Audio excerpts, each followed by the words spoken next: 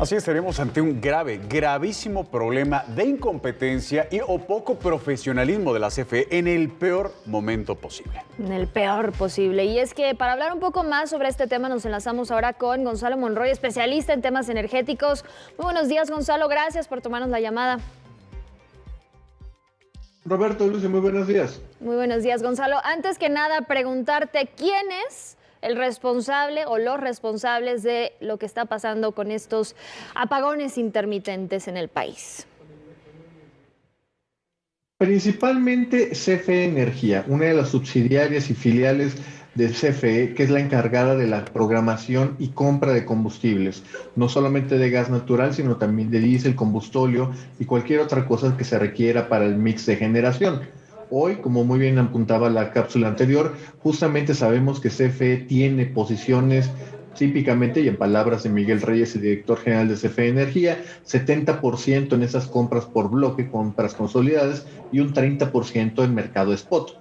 Hoy sabemos justamente que esa posición que se había quedado abierta, que no tenía una cobertura, es lo que le ha costado a CFE más de 20,000 millones de pesos, poco más de $1 billón, en tan solo 4 días, del jueves al domingo, en esta escalada impresionante de precios. Y es que ellos no toman en cuenta estas condiciones, incluso lo señalan como no está pasando nada grave. Y estoy citando palabras textuales de Luis Bravo, el coordinador corporativo de comunicación. Vaya, yo no sé entonces cuál es el escenario grave, Gonzalo. Pero empiezan con tecnicismos y empiezan con temas que no entendemos la gran mayoría de los mexicanos. ¿Realmente qué está pasando en el tema del sistema eléctrico nacional? Porque ya lo vimos el otro día con la presunta quema de pastizales, ahora lo vemos con el tema del clima y, como tú dices, las consecuencias para muchos, principalmente al norte del país con los climas gélidos, pueden ser muy, muy graves, no nada más en lo económico. Es muy correcto, Roberto. Hay que ser sumamente claros. Las condiciones que estamos viendo al día de hoy en esta gran tormenta invernal que estamos viendo viene prácticamente del Ártico hasta la mitad de Tamaulipas. Es un evento meteorológico que no se había visto en esta magnitud tan abajo del continente, o en este caso la parte norte del hemisferio, desde 1857. Eso es muy importante entenderlo. ¿Por qué es importante considerar estos puntos? Porque la infraestructura en general energética, eléctrica, pero también sobre todo de gas e incluso de agua, como bien apuntaba en la primera parte de la nota, se están teniendo básicamente bajo un estrés que nunca habían estado diseñadas. Pueden aguantar una tormenta de unas horas, de un día, pero tratar de mantener estas temperaturas tan bajas sostenidas los ha llevado al límite. Tan es así que se rompió el récord de consumo eléctrico en Texas el sábado, se volvió a romper el domingo y se volvió a romper el día lunes.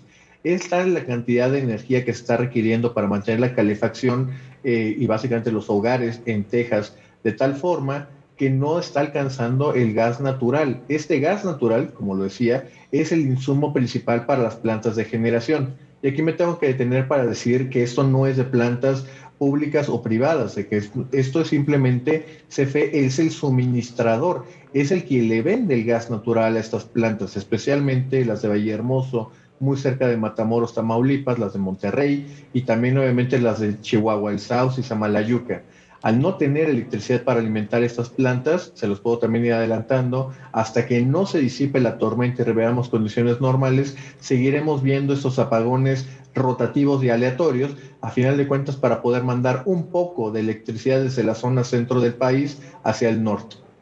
Ahora, Gonzalo, preguntarte, y con todas sus letras, ¿se pudo haber evitado? Es decir, no tenemos las capacidades suficientes de almacenamiento, los planes pues, estratégicos de previsión. ¿Qué es lo que está pasando? ¿Qué es lo que está fallando?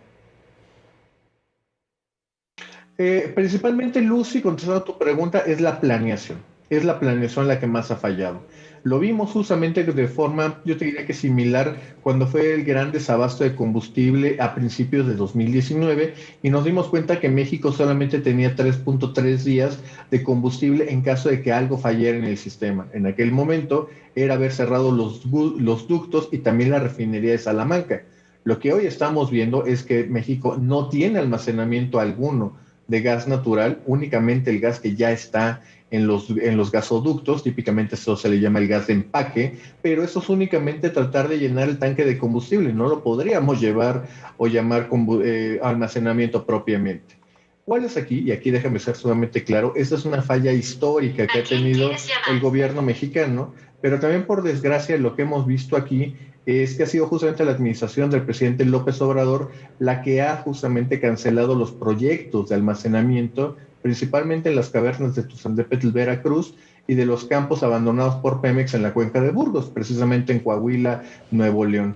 Ahí podríamos haber tenido estos proyectos en 2019, pero por desgracia fueron cancelados en esta política de austeridad del presidente López Obrador. Amigo, es momento de volver a poner en la mesa el tema de las energías alternativas, que irónicamente muchos las descartaban por poder ser intermitentes y que no podrían garantizar una permanencia en el suministro eléctrico. ¿Es momento de volver a traer este tema a la mesa del debate?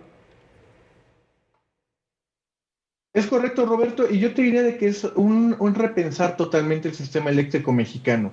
Tiene que ver precisamente con como ver justamente qué tecnologías vamos a tener a la mano, cuál es el papel de las plantas de carbón en sitios de emergencia como estamos viendo al día de hoy. Hay que repensar si ahí vale la pena poner una nueva unidad o repotenciar las hidroeléctricas o las unidades de Laguna Verde en nuestra planta nuclear. También justamente, y esto déjame ser sumamente claro, tener una mayor adopción de energías eólica y renovables, sobre todo solar y eólica, podrían haber ayudado a mantener las luces prendidas en este momento, principalmente en Coahuila y en Tamaulipas. Esto justamente, además, para también cubrir las fallas que vimos el 28 de diciembre del año pasado, repensar incluso las redes de transmisión, saber que tenemos debilidades estructurales del sistema que no se resuelven rápidamente. Todo esto que te decía Roberto cuesta poco más de 11 puntos del PIB. Es imposible que lo pueda hacer únicamente el Estado. Se tiene que pensar por entonces cuál es la relación tan hostil en este momento que tiene el gobierno federal con la iniciativa privada en materia de energía.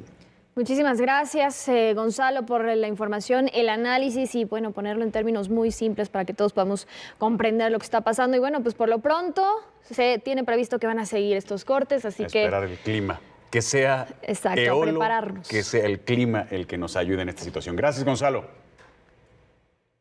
Claro que sí, Luce, Roberto, les mando un gran abrazo. Igualmente, amigo.